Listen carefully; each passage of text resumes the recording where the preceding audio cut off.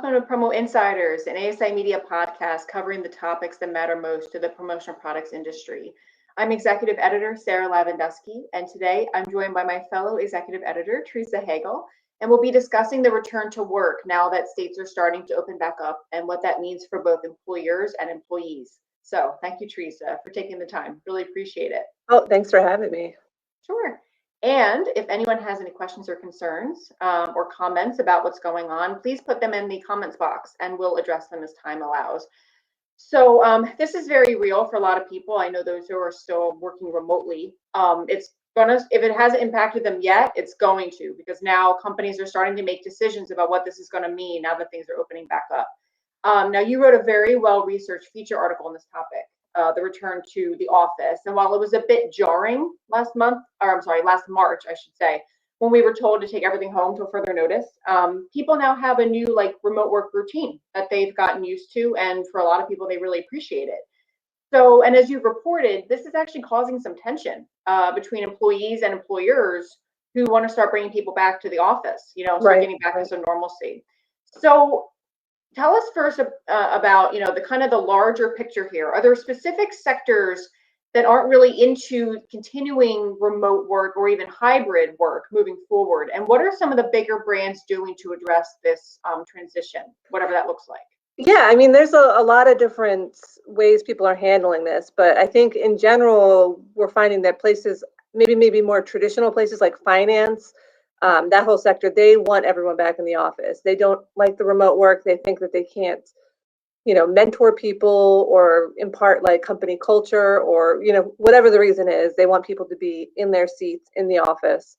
And for a while, tech looked like it was really embracing remote work, but it seems that a lot of companies kind of have walked back what they were saying, or maybe they were misinterpreted in the beginning and it was always more of a tenuous thing. Like, for example, Amazon, I believe, has said that they think that they need people to be in person to really collaborate and get work done. Companies like Twitter, I believe Twitter still says people can work remotely indefinitely if they want to. Other companies in tech are trying to implement more of a hybrid solution, and a lot of that looks like it's happening after the summer, maybe in September. Like Apple, I believe, and Google both were talking about moving to 3 days a week in the office, 2 days from home.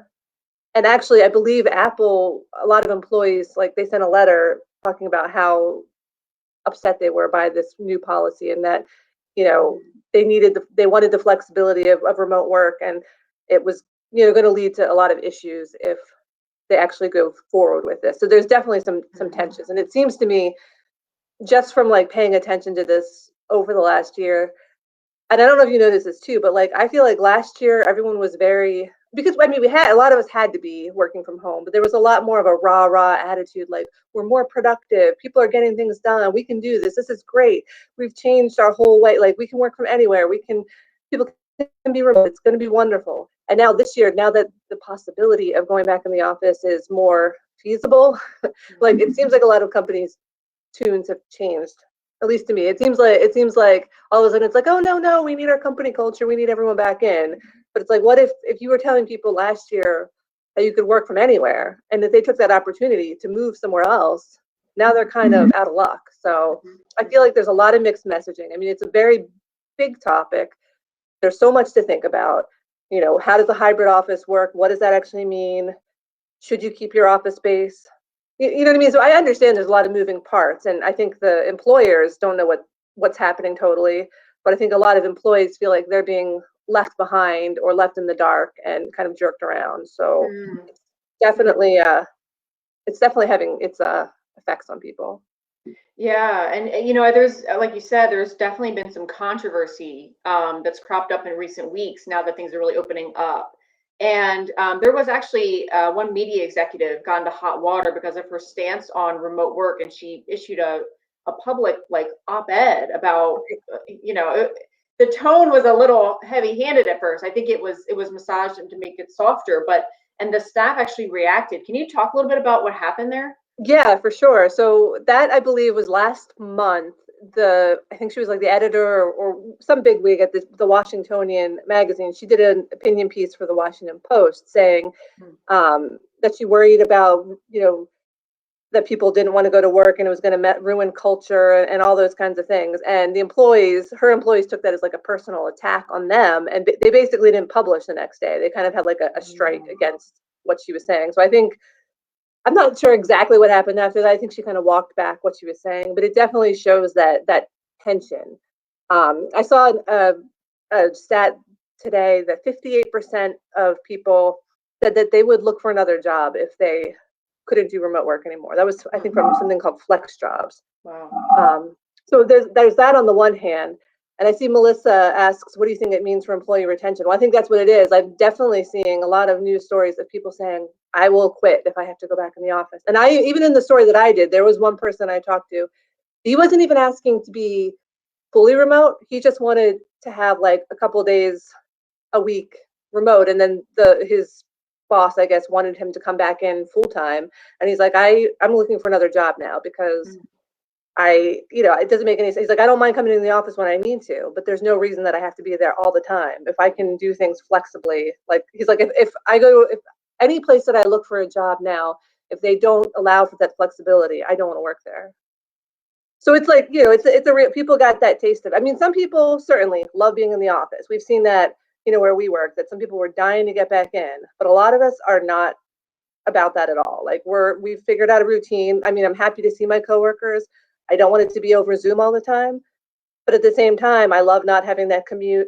I love having the flexibility of being able to, drop my kid off at school if I need to, and then hop back and do the work I need to do. You know what I mean? Like that flexibility is so key. Mm-hmm. But on the other hand, talking about the other thing that was like a big talking point was that, well, I guess, employers are not going to need office space anymore. What's going to happen to all that office space? But I saw another stat today that says only 9% of big companies have any plans to slash their office space. So it sounds like we're not necessarily going to have that mass exodus of people from cities that was being talked about at one time. You know what I mean? Like it seems like, I don't know if it's going to go back to the status quo exactly. I think there's going to be some opportunity for more people to be from home, but it does seem like things are bouncing back to normal for a lot of companies and a lot of sectors. Mm-hmm. So it's a lot. That's the tension. I think there's a lot of tension. Yeah, and it's interesting about the retention aspect of that, because right now, as our research has shown and we've reported, it has been very difficult for companies to hire. Yeah. So it really is an employee's job market. So they do have options. So if they, it's not like, if they decide, well, it's not flexible enough for me, I'm going to look elsewhere. They do have opportunity right now. I mean, is that what you're seeing too? Like there are a lot of openings at this point. Yeah. I mean, that's definitely another thing that we've noticed, and that's across like all kinds of industries, not just promo. I mean, you can drive by any restaurant, and I saw Perkins had like sign-on bonuses for people. You know what I mean? Like you don't expect, that kind of perk for someone just working at like a chain restaurant, but they definitely have more options. And if, they're not getting what they want out of their old sector, they're going to find something else. Like why would you work somewhere for, less than $15 an hour if you can go to like Amazon and work in the warehouse there for that much? You know what I mean? Like it's not that they're not loyal. I don't think. I just think that if there's a lot of options and you can get a job that's better for you, or I think also just during the pandemic, if you were laid off, you had all this time, you're getting like more, unemployment benefits. Maybe you use that time to go back to school or, take some online classes and go into a better paying job. You know what I mean? Like maybe that was used for training. You don't know like why people are leaving these different sectors, but it's definitely a job searchers market, not necessarily the employees market. So, or employers market. So yeah, I mean, if offering flexible and remote work opportunities for your talent, like if that's what's going to keep them, you really have to think about whether you can. Because I mean, I think people have proven that, if you don't trust your employees to work from home, you shouldn't have those employees, right? Like if you can't trust them to do that, then that's an issue with the employee that you've hired, or the way you're managing them. Sure. Mm-hmm. Agreed. Yeah. So let's jump to promo in particular. From your research and talking to people in the industry, what does returning to the workplace look like right now, based on, you know, what you're kind of seeing across the industry? Are people headed back? Did some maybe never leave? Are others kind of sitting pretty right now, still waiting? Maybe some of them have decided to be totally remote. Like, what is kind of the vibe you're getting from companies? So, I mean, obviously in our industry, especially if you're on the supplier side and have like factories and warehousing and things like that, they couldn't necessarily do that remotely. So there's certainly been people that have been open this whole time. And some people that have never shut their offices down. So we did some research on this, which was included in the story. And at that time, we asked, like, have you returned to the office? And at that time, yes, 48% had returned to the office at pre-pandemic capacity. Only 14% had not returned. So this was a few weeks ago, I think, that the story came out. So maybe even more since then have come back. So then for the about half of the people that had not come back in full capacity yet, we asked, you know, what their plans in the next year were for when they were coming back. And only 14% of the people that hadn't been back yet said that they had no plans to return to the office. So it's a very small sliver, you know, a small sliver of a small sliver, basically. Yeah. But I mean, like some of the people I talked to, there was one company that said, yeah, they discovered that, you know, they left their office space and everybody worked really well together. Everyone really liked it. And so like, there's no need for us to change. Other people were like, our employees were begging us to come back in. You know, we really everybody wanted to be here. So it really runs the gamut. And I think it depends on a lot of, you know, it depends on what you're doing, you know, like what is your job?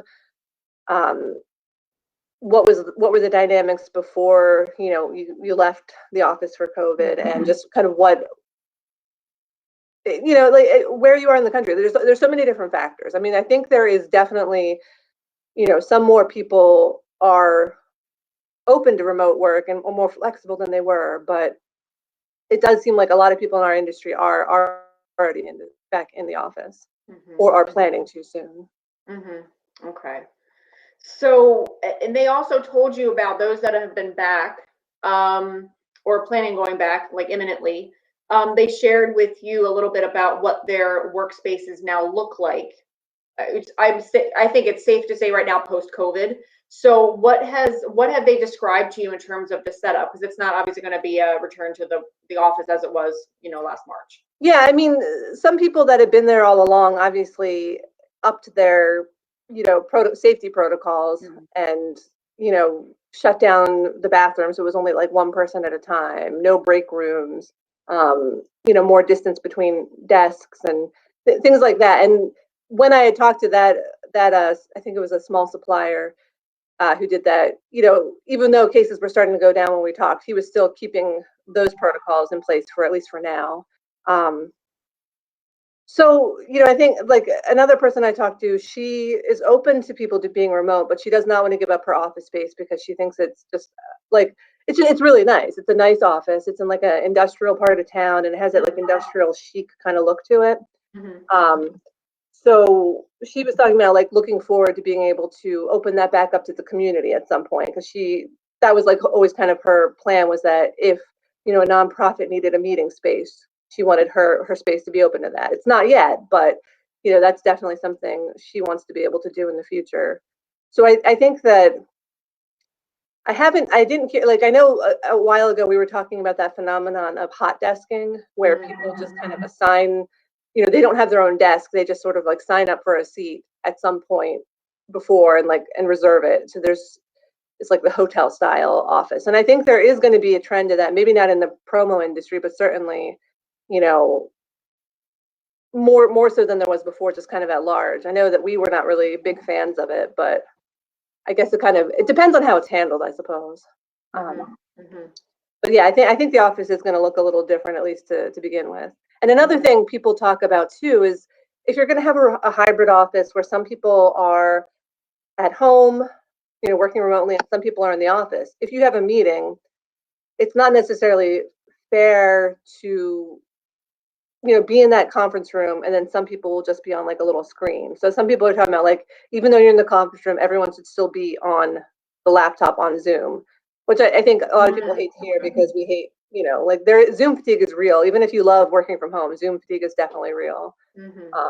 So there's just so many things to think about, so many, different ideas to work out about what's going to be the best solution for everyone. I think it's possible. I mean, I think it's going to be, it's not a one size fits all solution, right? Like for some people, it makes sense that they're going to be, remote all the time. Some people it makes sense to be back in the office. And I know a lot of people say that hybrid doesn't work or it's not possible, but I think it has to be. It can be sure.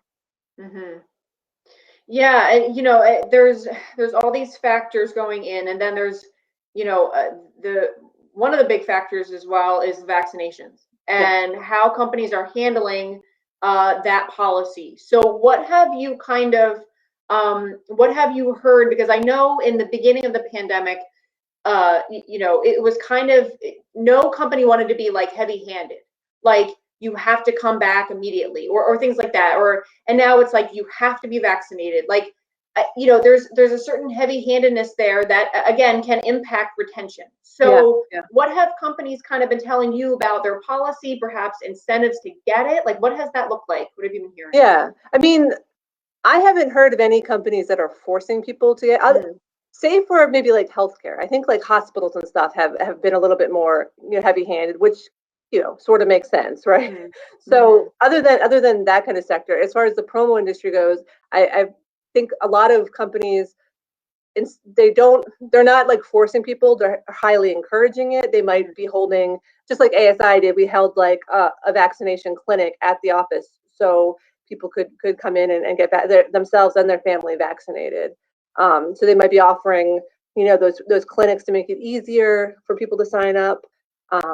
A lot of them, I've talked to several that are offering like cash incentives. Like one supplier offered like $250 per shot. So there was a $500 bonus to get the shot, which I definitely think if you were on the fence about it, that would be a nice perk to say, okay, yeah, I'm just going to do this. Why not? And I don't think they're the only one. I think there are several people like offering like gift cards or, just like little bonuses. And of course, in pop culture, there's been tons of, like the Krispy Kreme donut, every day for a year, like for free, or I think free beer.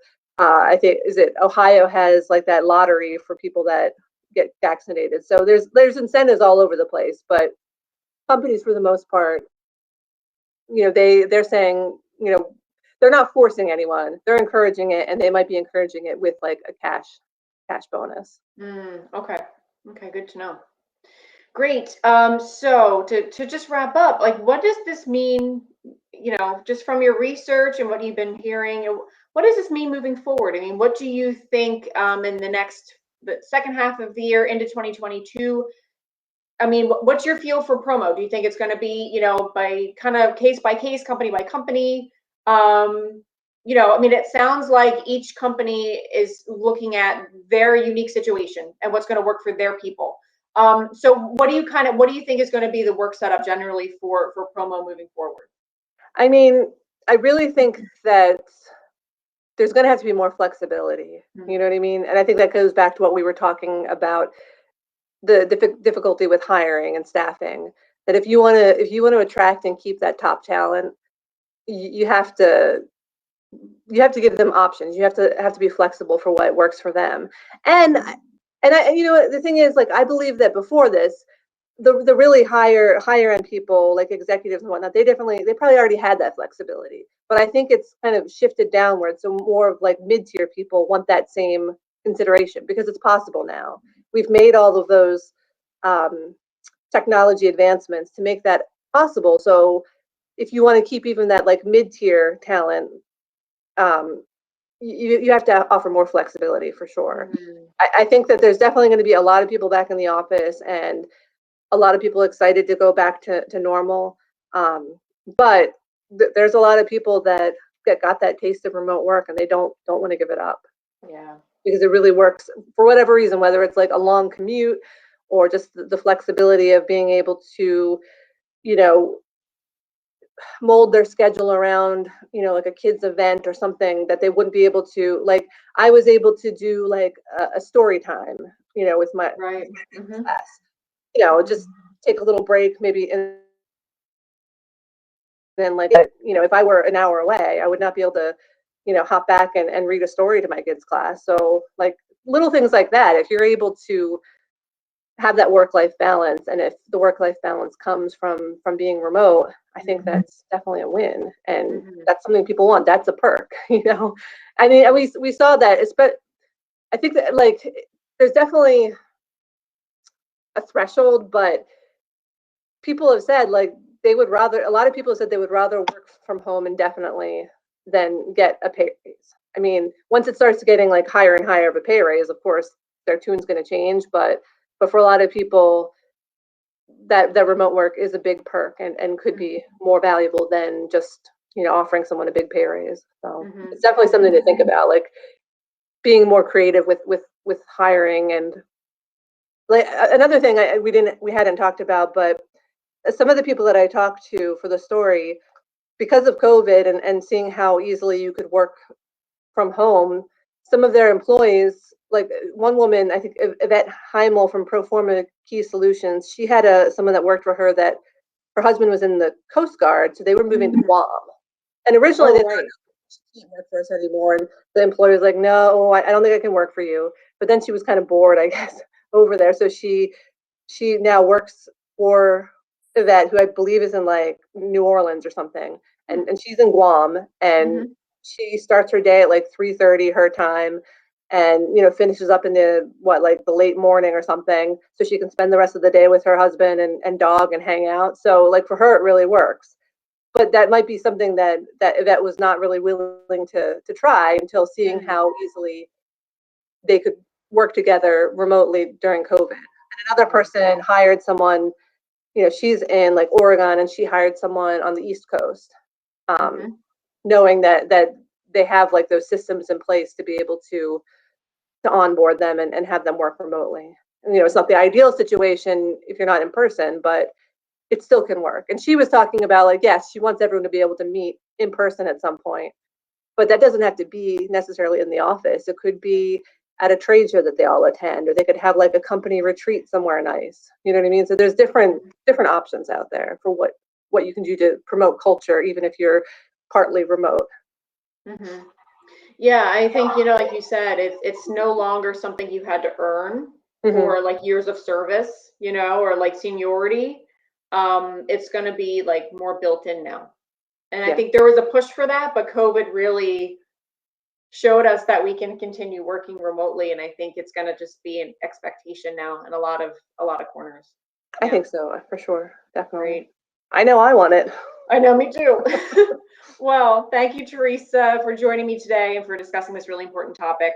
And for more updates on the return to the office, please head to asicentral.com/news. Thanks for listening, everyone. Bye. Bye.